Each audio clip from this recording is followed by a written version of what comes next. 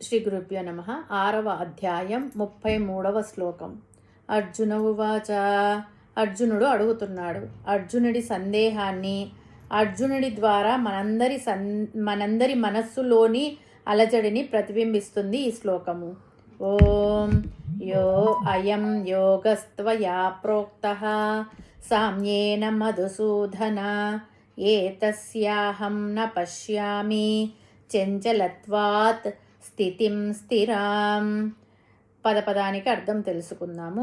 మధుసూదన అంటే ఓ కృష్ణ, త్వయా నీ చేత, సామ్యేన సమత్వము చేత అంటే అందరినీ సమానంగా చూడాలనే భావనతో, యహ అయం యోగ ఈ యోగము, ప్రోక్తః చెప్పబడిందో, ఏతస్య దీని యొక్క, స్థిరాం స్థితిం స్థిరమైన స్థితిని, చంచలత్వాత్ మనసు యొక్క చంచల స్వభావం వలన, అహం నేను, న పశ్యామి చూడలేకపోవచున్నాను.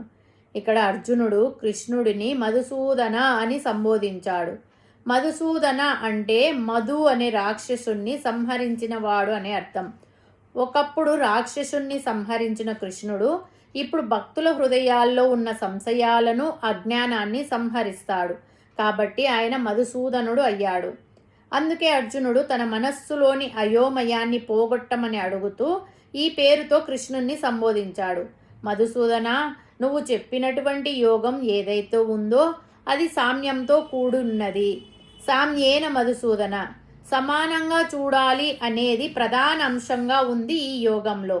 ఏతస్యాహం న పశ్యామి, నువ్వు చెప్పినట్టు క్షణకాలము ఈ భావన కలిగినట్లు ఉంటుంది. ప్రతి వస్తువు పరమాత్మే కదా. పరమాత్మ నుండే పుట్టిన ఈ ప్రపంచంలో ప్రతి వస్తువు పరమాత్మ కాక ఇంకేమవ్వాలి అని క్షణకాలము అనిపిస్తుంది.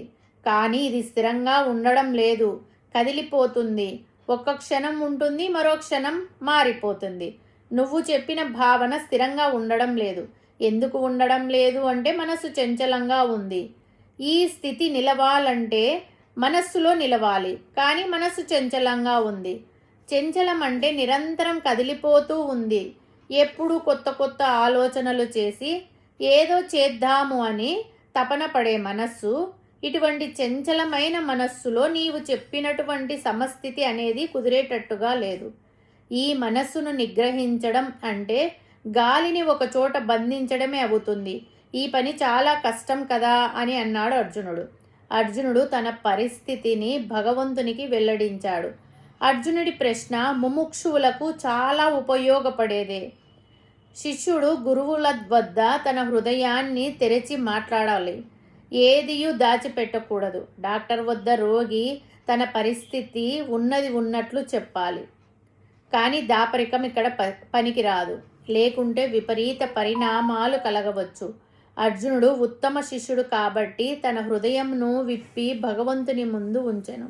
తన మనసు చంచలంగా ఉందని, ఆ ఫలితంగా ఆత్మ యందు నిలకడగా ఉండడం లేదని,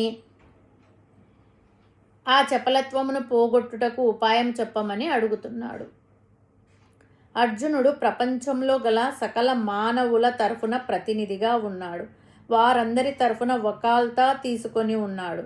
కాబట్టి సాధకులు అందరినీ సామాన్యంగా బాధించేనట్టి సంశయాన్ని అతడు అడిగాడు. దానికి పరమాత్మ చెప్పే సమాధానము ఒక అర్జునుడికే కాక సమస్త లోకానికి ఉపదేశించబడినదే అవుతుంది.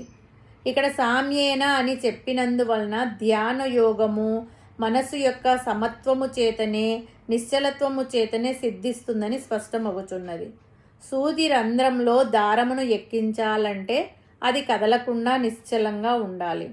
అట్లాగే మనస్సు బ్రహ్మరంధ్రంలో లేక మోక్షద్వారంలో ప్రవేశించాలంటే మనస్సు నిశ్చలంగా ఉండాలి.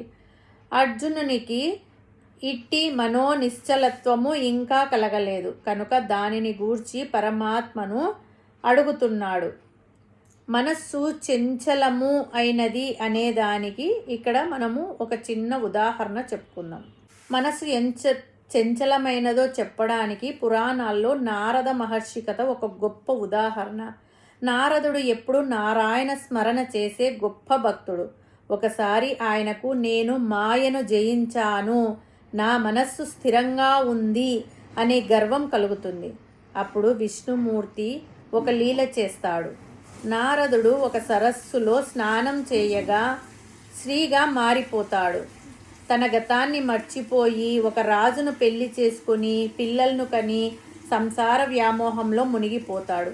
యుద్ధంలో భర్త పిల్లలు చనిపోతే తీవ్రంగా దుఃఖిస్తాడు. మళ్ళీ విష్ణువు కృపతో స్నానం చేయగానే నారదుడిగా మారిపోతాడు. జ్ఞానవంతుడైన నారదుడి మనస్సే మాయకు లోనై అంత చంచలంగా మారిపోతే సామాన్యుల పరిస్థితి ఏమిటి? మనస్సు ఎంత త్వరగా మారిపోతుందో, సంసార చక్రంలో ఎలా చిక్కుకుంటుందో ఈ కథ చెప్పుతుంది. అర్జునుడు అడిగిన ప్రశ్న కూడా ఇదే. కృష్ణ, మనస్సు క్షణక్షణానికి మారిపోతుంటే స్థిరమైన యోగం ఎలా సాధ్యము అని చెప్పి అడుగుతున్నాడు అన్నమాట. హరి ఓం తత్సత్.